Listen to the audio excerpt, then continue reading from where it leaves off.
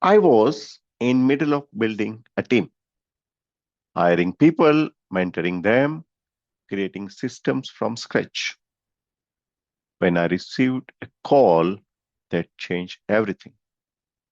Chetan, your role has been eliminated.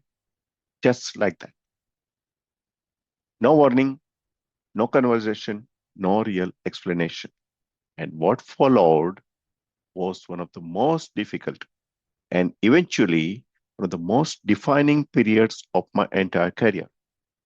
Let me tell you the full story. I officially joined on 11th August 2014. This was not a struggling startup. It was a well-funded, mid-sized technology company headquartered in New Jersey with offshore operations in Hyderabad. Strong consulting teams, respected enterprise and government customers, and a structured on-site offshore delivery model. The company wanted to strengthen its Oracle technology pre-sales and consulting capabilities. That is where I come in. I was hired to build a solution engineering and consulting organization from ground up. Honestly, my very first day should have warned me how intense this role was going to be. I traveled from Bangalore to Hyderabad, and by the end of the day, I was sitting late into the night inside a CEO review meeting. That was literally day one. From there, things moved very fast. Initially, the India sales teams were hesitant about involving solution engineering team directly in customer opportunities. But after a few successful engagements, that changed quickly. Sales teams started depending on us. The work was highly demanding. Customer discovery meetings, technical discussions, architecture conversations, workshops, proof of concepts, and in some cases, very complex enterprise opportunities with Oracle sales team directly involved. A large portion of this work was handled from India, but the expectations were completely global. I still remember late night customer calls from India during India public holidays because customer timelines never care about local calendars.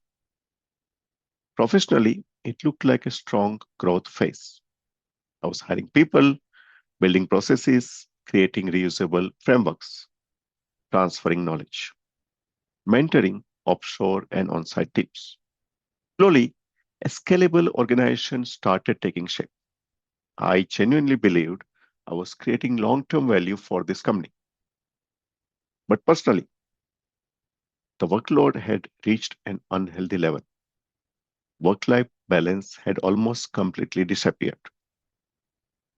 Still, I kept going. I believed the effort was worth it. Then came the shock.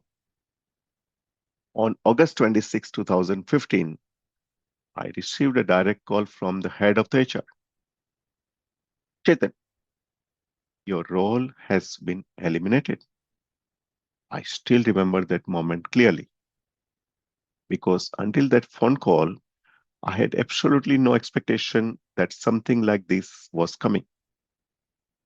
Then came another difficult part. I was told that if I wanted a relieving letter, I should resign voluntarily. My offer letter mentioned a 3-month notice period. I expected either to serve that period or receive an appropriate settlement. Instead, I was asked to wrap up everything up almost immediately. My last working day became August 31, 2015. What followed was something I never expected. In professionally managed organizations, non-voluntary exits are handled with structure and reasonable settlements. But in some organizations, even asking basic questions about your entitlements can make you feel like you are doing something wrong. I wrote multiple emails to senior leadership, including the CEO and CFO, None of these emails received a response. I consulted a lawyer. A strongly worded legal notice was sent directly to the CEO. That received no response either. I even escalated through the Prime Minister's grievance portal. But despite all the effort, nothing materially changed. One thing that did stay with me though, a sales manager who directly worked with me on real customer opportunities actually recognized the value I had contributed. He was willing to speak with the CEO on my behalf. That genuinely meant a lot to me because during difficult phase in your career, even small gestures of support stay in your memory for years. Honestly, that phase was emotionally far more difficult than most people realize because once my employment officially ended on August 31st, I had very little savings left in my bank account. And reality starts feeling very different when monthly bills are waiting for you, home expenses, family responsibilities, and school fees for two children. I was seriously considering accepting one of the early offers, even though deep inside I knew those roles did not align with my long term career goals. I still remember one conversation with my wife, Manisha, very clearly. Over the cup of tea, she asked me just one simple question: do any of these opportunities genuinely align with your long term career growth? I paused for a few seconds and then I told her honestly, no, honey, they don't. But right now, I may not have the luxury to think long term anymore because in my mind, I was thinking about bank balance, monthly obligations, family responsibilities. Then she did something I still remember with deep gratitude. She quietly shared her personal cash savings with me, savings I did not even fully know she had kept aside. And somehow that changed everything psychologically. Suddenly, I was no longer making decisions out of fear. I finally had enough breathing room to think carefully about my next step. Looking back today, that moment probably changed the direction of my entire career. Because instead of taking short term decisions driven by panic, I waited. I rejected opportunities that did not align with my long term growth strategy. And eventually, on December 10, 2015, roughly 3 months later, I joined a much better opportunity inside a product company. Looking back now, I don't see this only as a layoff story. I see it as one of the biggest learning experiences of my career. Lesson one: hard work alone does not guarantee job security. Companies encourage you to build scalable systems, train teams, transfer knowledge, and make operations independent of individuals. But once those systems become stable, people themselves can become replaceable surprisingly fast. Lesson two: the true culture of an organization becomes visible only when things stop going well. Many professionals evaluate employers during hiring. Very few evaluate them during exit.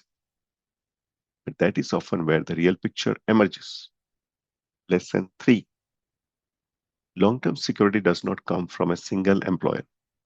It comes from your skills, your reputation, your adaptability, and your ability to build after setbacks. If you're currently going through something similar at work, I want you to know this phase does not define you. What you do next does. Have you ever gone through a difficult corporate experience that changed how you look at job security or company culture? I think many professionals silently go through these situations, but very few openly talk about them. So feel free to share your thoughts in the comments. I will genuinely be reading every single one. If this story has resonated with you, I share more real career insights like this every week. Consider subscribing so you don't miss the next one. This is Chetan Vitlani signing off.